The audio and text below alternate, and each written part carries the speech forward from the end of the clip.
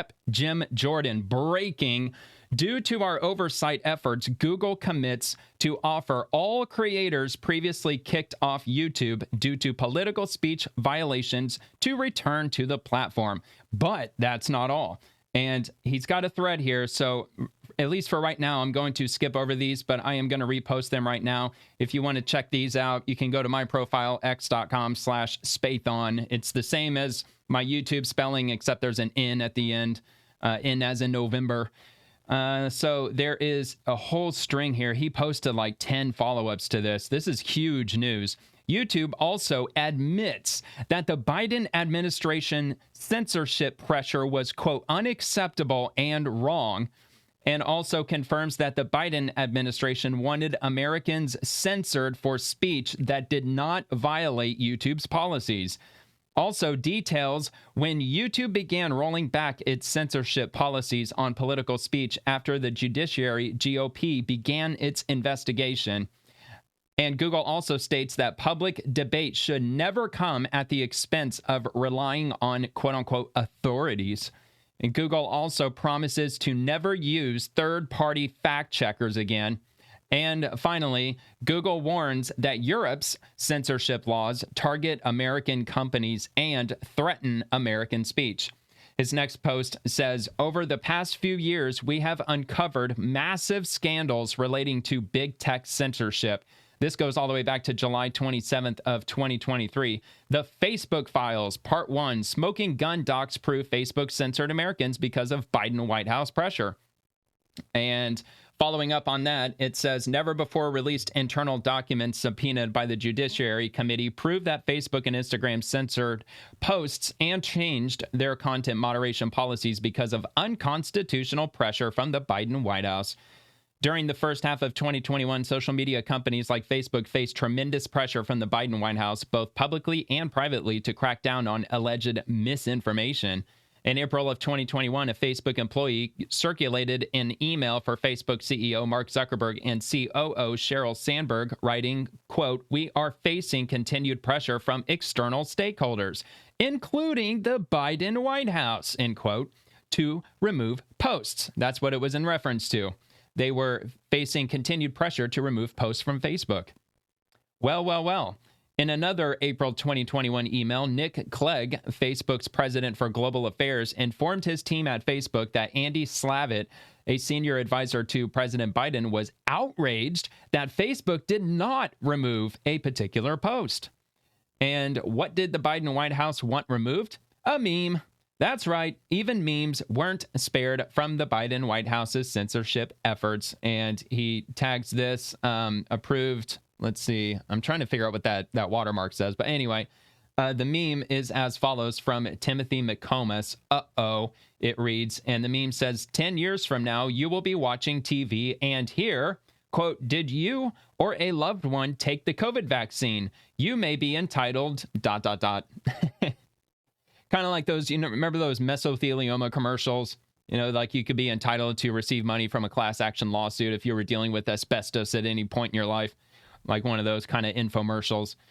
So anyway, when Clegg countered that removing content like that would represent a significant incursion into traditional boundaries of free expression in the U.S., Slavitt disregarded the warning and the First Amendment. And then Jim Jordan goes on to say, what happened next? Facebook panicked. In another April 2021 email, Ryan Rice, Facebook's VP of Public Policy, raised the concern that Slavitt's challenge felt very much like a crossroads for us with the Biden White House in these early days. But Facebook wanted to repair its relationship with the White House to avoid adverse action. Given what is at stake here, it would also be a good idea if we could regroup and take stock of where we are in our relations with the White House and our internal methods too. This wasn't the first time the Biden White House was angry that Facebook didn't censor more. According to these documents, the Biden White House demanded to know why Facebook had not censored a video from Tucker Carlson. So Facebook prepped its response. To appease the Biden White House, talking points were drafted for Clegg. Facebook was ready to tell the White House that it had demoted a video posted by Tucker Carlson by 50%, so shadow banning it, in response to the White House's demands, even though the post didn't violate any policies. So they're shadow banning videos And they're removing its ability to be seen by just everyday regular people because the Biden White House demanded them to do so. You notice how heads are not rolling. There's not any kind of actual real accountability. The only thing that's being accountable is the fact that the American people are learning about it and literally nothing else. Public pressure mounted as well. In July of 2021, President Biden publicly denounced Facebook and other social media platforms, claiming they were killing people by not censoring alleged misinformation. I think Facebook should get they should get their asses sued off for this. I mean, for what, tens of billions of dollars or something like that. I don't know if they're going to go and pursue that or not. Again, this is 2 years old. These strings, the string of Facebook post that Jim Jordan is referencing. On August 2nd of 21, Facebook admitted it was going to change its policies because of pressure from the Biden White House. August 2nd, 2021, Facebook's leadership asked Misinfo Policy to brainstorm some additional policy levers we can pull to be more aggressive against misinformation. This is stemming from the continued criticism of our approach from the Biden administration. Are you starting to notice how anti-free speech the Democratic Party truly is? This is how anti-free speech they really are. And this is such a tiny tip of the iceberg when it comes to COVID. This is just but a scratch on the top of the iceberg. But it wasn't just the White House. Facebook also changed its policies in direct response to pressure from Biden's Surgeon General, censoring members of the Disinformation Dozen. These documents and others that were just produced to the committee prove that the Biden administration abused its powers to coerce Facebook into censoring Americans, preventing free and open discourse on issues of critical public importance. Only after the committee announced its intention to hold Mark Zuckerberg in contempt did Facebook produce any internal documents to the committee, including these documents, which proves that government pressure was directly responsible for censorship on Facebook. Based on Facebook's newfound commitment to fully cooperate with the committee's investigation, the committee has decided to hold contempt in abeyance for now. To be clear, contempt is still on the table and will be used if Facebook fails to cooperate in full. To be continued. Holy cow, that was a string. So let's get back to the point at hand. I don't know if he's going to drop like a part 2 in this string. So we're going back to Google and YouTube. All right. So that was all about Facebook. And referencing that, over the past few years, we have uncovered massive scandals relating to big tech censorship. So we laid that out with Facebook. Now we're going to move on to the next part, referencing YouTube and Google. During the Biden-Harris years, under White House pressure, YouTube changed its policies to censor political debate on COVID and elections. Today, as of today, September the 23rd of 2025, YouTube admits that the censorship pressure from Biden administration was, quote, unacceptable and wrong, end quote. So he's referencing a part of a document here. It says, it is unacceptable and wrong when any government, including the Biden administration, attempts to dictate how the company moderates content, and the company consistently fought against those efforts on First Amendment grounds. They didn't really fight against anything because all they really did was say, your wish is my command, sire, and they fucking did it. What the hell are they talking about? Anyway, now to make amends to the American people, and because of our work, being the Judiciary Committee, YouTube is rolling back its censorship policies on political speech, including topics such as COVID and elections. Well, it's a little too soon, too late. How convenient after COVID's fucking 5 years old now. It's literally ancient history at this point. But that's so nice of them. That's so thoughtful of YouTube to be able to roll that back. Now, look, I know I'm on YouTube. This video is on YouTube. This entire series that I do, it's only on YouTube. I mean, I post a link to this video on X, but I don't actually upload this video itself to X, at least not yet. So, I'm not trying to start up any beef with YouTube or anything like that. I'm just, voicing my frustrations, but I do appreciate that they are inviting back YouTubers who have been banned just for exercising free political speech. I mean, that is nice, at least. It's really sad and disgraceful that this ever happened in the first place, since we're supposed to be living in a free speech country after all.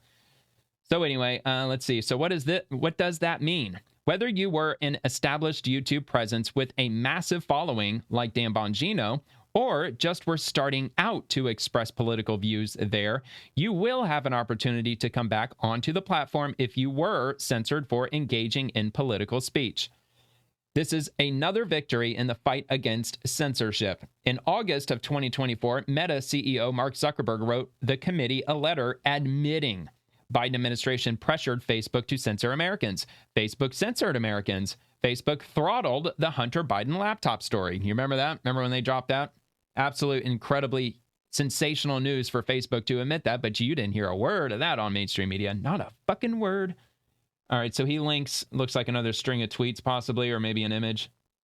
Let me just take a quick look. Okay, yeah, so this is referencing, this was back August 26th of 2024. 65 million views. Damn, dude, that's a lot. House Judiciary GOP, Mark Zuckerberg just admitted these three things, which I just read, so there you have it. And moving back, hopefully to, shit. All right, I lost my place. No big deal, no big deal. I'm at the beginning, so it ain't gonna take long. All right, here we go. La la la, la la la. All right, moving down. Oh, here we are. So anyway, even as Meta admitted the Biden-Harris censorship was wrong, others in big tech were reluctant to go on the record. Now Google is acknowledging for the first time that it too faced censorship pressure from the Biden White House, and that pressure was unacceptable and wrong. But that's not all. YouTube is making changes to its platform to prevent future censorship. YouTube is committing to the American people that it will never use outside so-called fact checkers to censor speech. No more telling Americans what to believe and what not to believe. YouTube also is trying out community notes. I think that's a wonderful idea. Hey, YouTube, while you're at it, get rid of the dislike button. Not get rid of it, bring it back. Get rid of your policy on the dislike button. That's what I meant to say. Get rid of that, because that's all part of this whole censorship bullshit. It really is. By getting rid of the dislike, you are stripping away the ability for people watching YouTube videos to tell if it is really a video that you could either trust, or a video you can rely on, or a video that you might actually enjoy. And this is coming from someone who just started a YouTube channel where it probably would benefit me more than anything to not have the dislike button, just because some of my videos, they get quite a few dislikes, and more so than likes. And I just think that's just overall good for everyone. It's good for the public square. It's good for public discourse. I just think it's good all around if you bring it back. So YouTube, please bring that back. I think everybody would agree, or at least publish a poll somewhere. YouTube, they have an X profile. Why don't you post just a simple survey on there and ask everyone, should we bring back the dislike count? The dislike counter for every video, yes or no? Just make it simple. Ask the community, because people on the left, people on the right, people old, people young, all walks of life, they all have access to your YouTube account on X, at least everybody who's on X. So it's not like you're going to get a politically biased answer. You're going to get a general answer, and I bet you're going to get an overwhelmingly percentage of people voting yes. Probably over 90% of people are going to say yes, bring back the dislike button. Because right now, the only thing we have is just basic conspiracy stuff. Like, we get what YouTube was saying with the dislike. Well, we don't want people for targeted harassment. We don't want people to feel like that their feelings are getting hurt in some way or another. But come on, man, we know the real reason for getting rid of the dislikes. It's because mainstream media is put up on the top of the YouTube page all the time, the recommended page, the trending page, and it doesn't look very good for the mainstream media when millions of people visit the YouTube's homepage and they see their videos day after day having way more dislikes than likes. So it wasn't good. It wasn't a good look for the mainstream media, and they've been a failing series of news brands for years now. Nobody trusts them anymore at all. So anyway, I'll get off my soapbox. I just hope YouTube will do that favor for everyone and bring back the dislike counter. So anyway, let's see. YouTube is also trying out community notes. Splendid idea. Elon Musk was ahead of the curve. Meta followed suit, and now YouTube. And YouTube confirms that Europe is targeting American speech and innovation. Here, it admits that European social media laws place a disproportionate regulatory burden on American companies. Since I got a lot to read, I'm going to skip over that. But anyway, at the very top, I reposted this entire thread, or you can just go straight to Rep. Jim Jordan's profile. It's at Jim_Jordan. You can read this part here for yourself, or you can pause and zoom in and read it here. All right, we good? All right, let's go. YouTube warns that Europe could force companies to remove lawful social media content and could risk freedom of expression within and outside of the EU. That's right, Europe wants to censor your online speech even if you aren't in Europe. Well, go fuck yourself, Europe. You have no right to dictate what we do in the United States. We've got something called the Constitution. Y'all don't have that. We do. So, in fact, the tables actually should be turned. You should be forced to listen to whatever the hell we want, because at the end of the day, Google is an American company. YouTube is an American company. If you don't like what happens on YouTube or Google, then go fuck yourself. Go create your own Google. Go do your own thing. Don't take our shit. Come up with your own shit. Do your own YouTube. Call it Eurotube or some shit. I don't know. All right, so Google and YouTube credit Judiciary GOP for bringing transparency of and accountability for big tech censorship. We will continue to hold big tech accountable. Read Google's whole letter to the committee here. Well, don't mind if I do. I'm not going to read it all right now, but I will link it for you if you want to read it yourself. This is it right here. It is a 5-page letter directly from YouTube. Let's see who signed it. Daniel F. Donovan, counsel for Alphabet. So from the lawyer. The big old fancy lawyer. The stiff suit representing Alphabet, a multi-trillion-dollar company. At least I think it's worth trillions. All right, so all the above are massive wins for the American people, the First Amendment, and freedom. We won't stop fighting to protect free speech. Amen. Well done, Rep. Jim Jordan. Isn't that amazing? That is absolutely, absolutely crazy. The extent that the Biden administration went through to try to censor speech just to hold a series of political narratives that just fit whatever they wanted to fit at the time, especially pertaining to COVID. Absolutely crazy, man. They were censoring Joe Rogan when he was advocating for ivermectin, and I think hydroxychloroquine was the other thing that he was advocating for. It was across the board, man. Like, they were calling it horse dewormer. Remember all that bullshit? And then they were suppressing anybody who was saying, no, actually, this medication that's been around for 60, 70 fucking years, it's actually really good for COVID. You even had renowned doctors coming out and saying that hydroxychloroquine was amazing for COVID. And it would have absolutely been a perfect substitute for anybody who didn't want to get the vaccine, because the vaccine wasn't a vaccine. It didn't prevent you from getting COVID. And I can't remember who it was. Somebody was up in the hot seat. Oh, yeah, the former FDA director or whatever. She was just in front of the committee last week where, who the hell was it? Rand Paul. I think it was Rand Paul was drilling her about that, about how the COVID vaccine, it's not really a vaccine. He didn't use those words, but he was basically saying that, like, it didn't prevent you from getting COVID, right? And of course, she was given some bullshit roundabout, I'm not going to answer this question kind of answer.